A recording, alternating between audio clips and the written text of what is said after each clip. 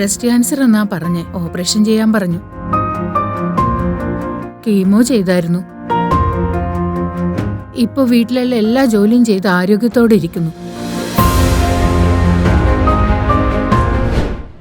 Welcome to Punarjan Ayurveda hospital. നമ്മുടെ കൂടെ ഒരു പേഷ്യന്റ് ഉണ്ട്. ഇവര് റിപ്പോർട്ടോടുകൂടി ഹാപ്പി ആയിട്ടാണ് വന്നിരിക്കുന്നത്.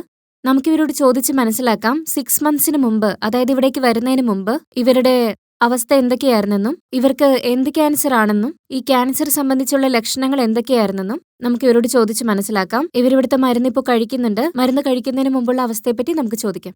നമസ്കാരം മാഡം. നമസ്കാരം. എന്താണ് പേര് മാഡത്തിന്റെ? കലാവതി. എത്ര വയസ്സുണ്ട്?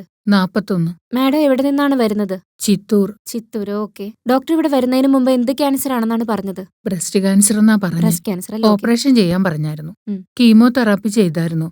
അതെനിക്ക് ശരിയായില്ല. ഉം. പിന്നെ യൂട്യൂബിൽ കണ്ട് പുനർജൻ ആയുർവേദ ഹോസ്പിറ്റലിലേക്ക് വരികയാണ് ചെയ്തത്. ഉം. ട്രീറ്റ്മെന്റ് എടുത്ത് 6 മാസമായപ്പോ തന്നെ എനിക്ക് നല്ല ആരോഗ്യമുണ്ട് ഇപ്പോ. ആരോഗ്യത്തോടെ ഇരിക്കുന്നല്ലേ? മാഡം ഇപ്പൊ റിപ്പോർട്ടും കൊണ്ടല്ലേ വന്നിരിക്കുന്നത്? എന്ത് റിപ്പോർട്ടാണ്?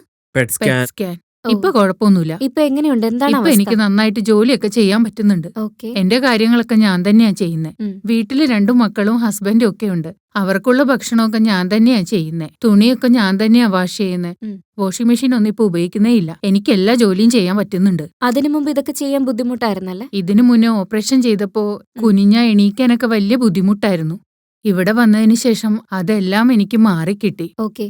പക്ഷേ ഇംഗ്ലീഷ് മെഡിസിൻ കഴിച്ചിട്ട് ഇവിടെ വന്ന് മെഡിസിൻ എടുത്തില്ലേ?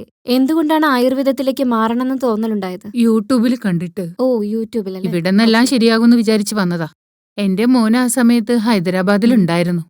അവൻ പറഞ്ഞത് ഓപ്പറേഷൻ ഒന്നും വേണ്ടി വരില്ല, ഈ മരുന്ന് കഴിച്ചാൽ മതിയാകുന്ന. ഓൾറെഡി എനിക്ക് ഓപ്പറേഷൻ ചെയ്തായിരുന്നു. പിന്നെ കീമോതെറാപ്പി ചെയ്യാതെ ഇവിടെ വന്ന് മരുന്ന് വാങ്ങിയിട്ട് പോയി.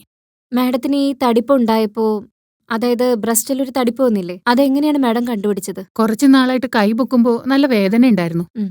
വേദന കൂടിയപ്പോഴാ ഞാനത് ശ്രദ്ധിക്കാൻ തുടങ്ങിയത്. ഇവിടെ ഒരു ബുദ്ധിമുട്ടുണ്ടായിരുന്നല്ലേ? ഡേറ്റും എനിക്ക് 2 വർഷം മുന്നേ നിന്നായിരുന്നു മാഡം. ഓക്കെ. ഡേറ്റ് നിന്നതിന് ശേഷം എനിക്ക് നല്ല വേദന ഉണ്ടായിരുന്നു. ഉം. പീരിയഡ്സ് പ്രോബ്ലം ഉള്ളതുകൊണ്ട് ഞാൻ അടുത്തുള്ള ഹോസ്പിറ്റലിൽ പോയി ചെക്ക് ചെയ്തായിരുന്നു. ഉം. അപ്പോ അറിയണമെങ്കിൽ സ്കാൻ ചെയ്യണമെന്ന് പറഞ്ഞു. പോയി സ്കാൻ എടുത്തിട്ട് വരാൻ പറഞ്ഞു. ഉം. സ്കാൻ എടുത്തപ്പോ അതിൽ ചെറിയ പ്രശ്നം ഉണ്ടെന്ന് പറഞ്ഞു. അതിൽ കണ്ടല്ലേ? ഉടനെ നോക്കിയിട്ട് ഓപ്പറേഷൻ ചെയ്യണമെന്നാ പറഞ്ഞ്. അങ്ങനെ ആദ്യം ഓപ്പറേഷൻ ചെയ്തു. 6 ദിവസം കഴിഞ്ഞപ്പോ തൊട്ട് കീമോ ചെയ്യണമെന്നാണ് അവിടുത്തെ ഡോക്ടേഴ്സ് എന്നോട് പറഞ്ഞത്.